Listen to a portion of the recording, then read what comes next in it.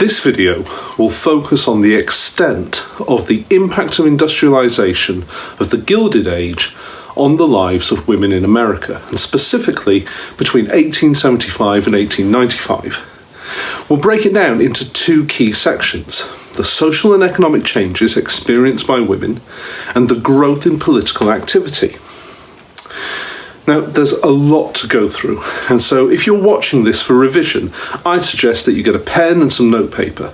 And you might also find it useful to break the video into chunks and deal with it a bit at a time. Let's start by considering the social and economic changes that occurred in the lives of Gilded Age women. Now, an increasing number of women began entering the workforce in a variety of roles. Women started to work in factories as domestic servants or on piecemeal work on garments. African American women were restricted to working as servants in the homes of wealthier white families. Jobs within domestic service, such as cooks, nannies, or maids, became increasingly associated with African American women as white women started to seek the better paid work in factories. Even then, the number of domestic women servants fell by half between 1870 and 1900. Many African American women remained as sharecroppers in the South, working alongside the male members of their family on the land. Now, single middle-class women were able to get positions as secretaries, store clerks, teachers, and nurses. Clerical occupations such as these increased tenfold during this period, usually due to their better level of education, and these jobs also paid a better rate when compared with the domestic service or unskilled factory work. So, it was lower-class women who chose to work outside of the home that were mostly confined to low-skilled jobs in factories. Even as late as 1890, research showed that of 800 men and women surveyed doing the same work, it was the majority of men who received higher wages. Very few women indeed were accepted into professions such as law and medicine. These were seen as only being suitable for men. Working conditions for women also tended to be very hazardous and oppressive, particularly in the sweatshops that grew in numbers during this period. You might want to listen to the BBC Witness podcast on the Triangle Shirtwaist Factory Fire of 1911 for more information on this. As more women began to enter the workforce, women would also seek to form their own unions, such as the International Ladies Garment Workers Union. In 1881, the Knights of Labour, a national trade union organisation, offered support to women workers. Women were not admitted into the larger labour unions, such as the American Federation of Labour, as there was a fear amongst the male members that women workers would only serve to bring wages down. In 1882, a strike in a textile mill in Massachusetts over a 20% pay cut failed after 4 months with no support from the male unions. Therefore, women had to form their own unions within the workplace, and by the mid-1880s, there were 113 women's assemblies and a female membership of 50,000.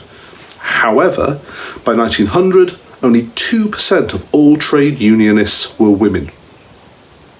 Eventually, some states implemented protective legislation for women. Now, this legislation encompassed a number of laws aimed at things such as restricting the working hours of women to account for physical inequality between women and men. Is that really what progress looked like? The prosperity that the Gilded Age brought resulted in middle-class women choosing to focus upon the home.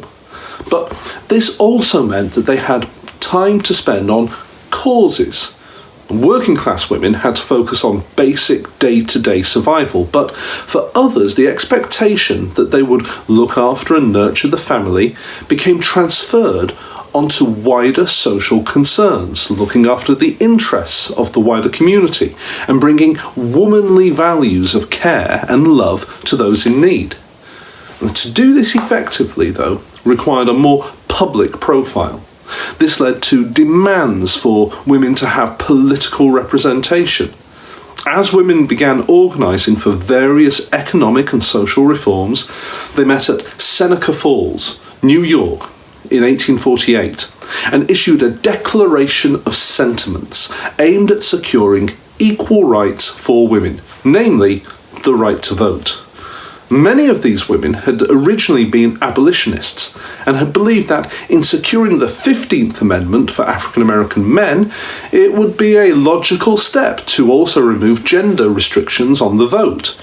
However, the women's suffrage movement would split in 1869 as Susan B. Anthony's National Woman Suffrage Association desired a constitutional amendment to grant women's suffrage, while Lucy Stone's American Woman Suffrage Association aimed to achieve women's suffrage at the state level. These movements would unite once again in 1890 and together would follow the state-by-state strategy. Despite successes, another split would occur in 1913, leading to the founding of the Congressional Union, later called the National Women's Party, that would once again seek a constitutional amendment. Throughout the period, divisions in aims and methods were a major factor in weakening the impact of movements for more rights for women. Success in achieving the vote depended on where in America a woman lived. Younger states, those who had joined the Union later than others, tended to be more liberal in their outlook, and this was reflected in their state constitutions. Wyoming and Utah are good examples of this. They were the 44th and 45th states to enter the Union, and the large Mormon communities in those states were keen to show that the practice of polygamy, a man having more than one wife, did not mean that women were exploited or had no rights. Indeed, some Mormon women were enthusiastic workers for the franchise. It's also worthwhile remembering that not all women were supportive of the campaign to achieve the vote.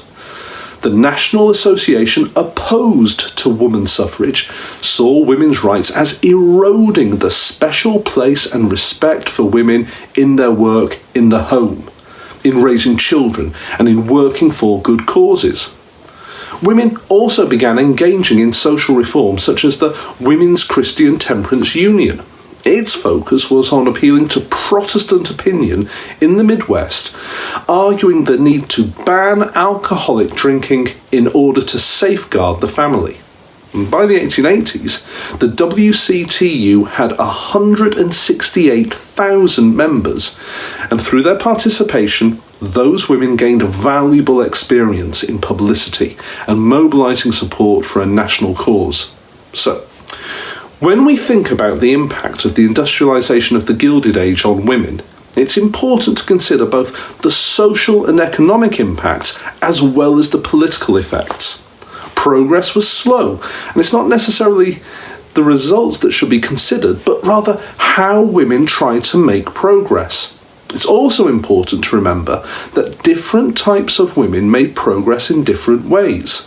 Middle-class women were likely to have more opportunities open to them, whether that was in the workplace with jobs in offices or schools, or in the home where they had more time to be able to participate in social causes. African American women had fewer opportunities, with the majority still living in the South, frequently working as domestic servants or on the land as sharecroppers. Working class women and immigrant women were the ones likely to be found in factories or sweatshops, where the wages were poor and the conditions were hazardous to their health. Finally, the geographic location of a woman in the USA was also likely to determine when she would receive political rights. So, there are a number of factors there that we need to consider when we look at the progress that women made during the Gilded Age and the impact of industrialisation during that period upon them. Hopefully you found this video useful. Good luck in your exams. Take care.